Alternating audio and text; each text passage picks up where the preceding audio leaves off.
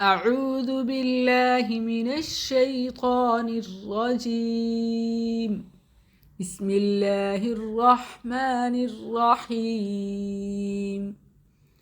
وَإِنَّ رَبَّكَ هُوَ يَحْشُرُهُمْ إِنَّهُ حَكِيمٌ عَلِيمٌ وَإِنَّ رَبَّكَ هُوَ يَحْشُرُهُمْ إِنَّهُ حَكِيمٌ عَلِيمٌ وَإِنَّ رَبَّكَ هُوَ يَحْشُرُهُمْ إِنَّهُ حَكِيمٌ عَلِيمٌ اور بے شک تیرا رب ہی انہیں اکٹھا کرے گا، یقیناً وہ کمال حکمت والا سب کچھ جاننے والا ہے۔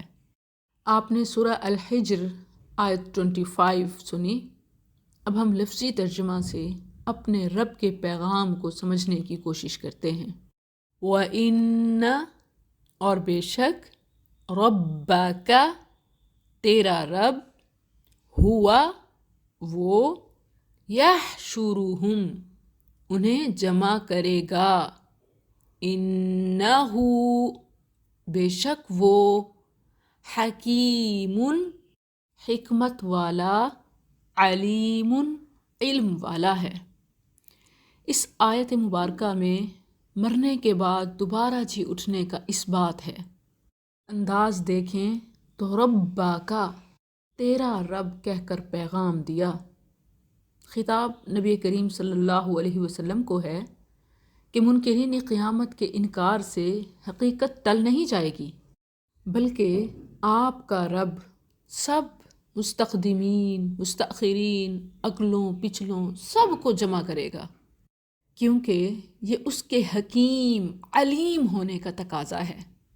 وہ اپنی حکمت کے تحت مہلت دیتا ہے، مگر اسے ہر بات اور ہر چیز کا علم ہے، جس کا حساب وہ محشر کے دن لے گا۔ And finally your Rabb will gather them all. Definitely he is all wise, all knowing. اسے ہر چیز کا علم ہے اور اس کی حکمت مہلت دیے ہوئے ہے۔ زندگی میں مہلت جو ملی ہوئی ہے یہ اس کی حکمت سے ملی ہوئی ہے، اور محشر حساب اس کے علم سے قائم ہوگا۔ مختصر مگر جامع پیغام ہے۔ نبی کریم صلی اللہ علیہ وسلم کو مخاطب کیا، گویا تسلی ہے آپ کے لیے کہ منکرین کا معاملہ حکیم اور علیم کے پاس ہے۔ اسی طرح جس پر جب کبھی ظلم ہوا اسے جاننا چاہیے کہ اس کا معاملہ حکیم اور علیم کے پاس ہے۔ وَمَا كَانَ رَبُّكَ نَسِيًّا آپ کا رب بھولنے والا نہیں ہے۔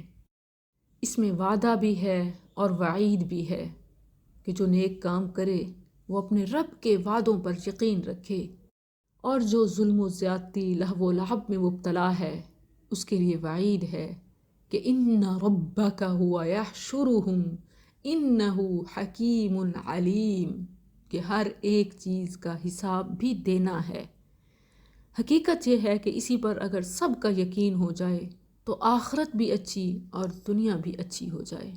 جزاکم اللہ خیر۔ السلام علیکم۔